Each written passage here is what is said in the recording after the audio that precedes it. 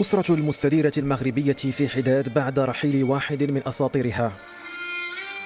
هو حامل الكأس الإفريقية الوحيدة للمنتخب المغربي عام 76 بإثيوبيا، وأول مغربي وعربي يتوج بالكرة الذهبية الإفريقية.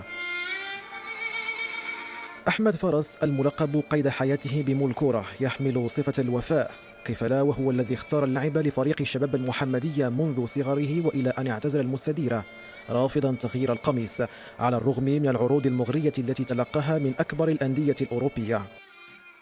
ابن المحمدية قاد فريق فضالة لمعانقة لقب البطولة الوحيد في خزائنه عام 80، كما توج معه بكأس العرش عامي 72 و 75.